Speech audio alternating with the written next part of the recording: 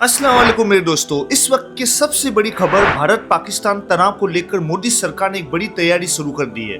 और सबसे चौंकाने वाली बात यह है कि इस बार ओवैसी को दी गई एक बहुत बड़ी जिम्मेदारी। मोदी जी की एक मीटिंग से एक बात निकल के सामने आई है कि असदुद्दीन ओवैसी समेत 30 से ज्यादा सांसदों को विदेश भेजा जाएगा। इन सांसदों का काम होगा दुनिया भर में पाकिस्तान की पोल खोलना।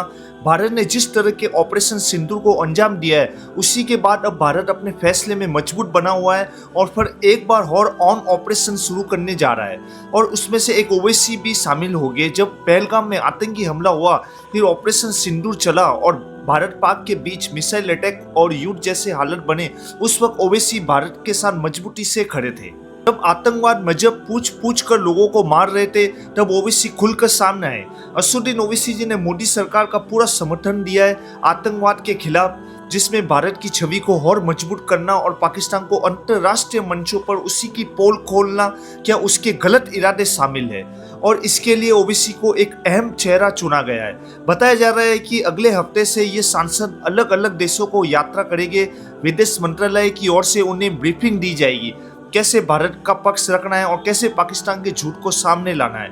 जो लिस्ट तैयार की गई है, उसमें से BJP, Congress, TMC, DMK, NCC, JDU, BJD, CPI और आईआईएम समेत कई दलों के सांसद लोग शामिल होंगे। और ये दौरा पिछले 10 दिनों से, मतलब 22 से 23 मई से स्टार्ट हो गया है, जो 10 दिनों तक चलेगा।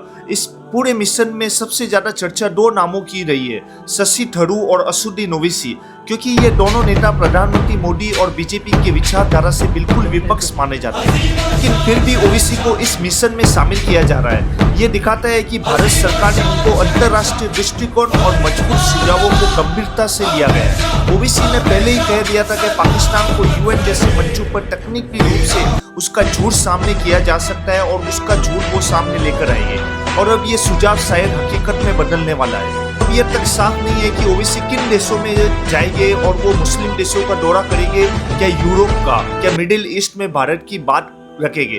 फिलहाल अब कुछ तय नहीं है, लेकिन इतना तय है कि मोदी सरकार अब ओवैसी को एक नए मिशन में भेज रही है। अब देखना ये होगा कि ओवैसी इस भूमिका को कैसे निभाते हैं और ये दुनिया उनकी बातों को गंभीरता से लेती है। आप इस खबर क्या, इस रिपोर्ट के बारे में क्या सोचते हो, कमेंट करके जरूर बताना। क्या ओवैसी को इस मिशन पे भेजना सही है क्या नहीं है। और मेरे चैनल को सब्सक्राइब जरूर कर लीजिए, क्योंकि मेरे इस चैनल पे आपको इस्लामिक न्यूज, अच्छी बातें और एक अच्छी लेटेस्ट न्यूज देखने को मिलेगी। अल्लाह हाफिज़।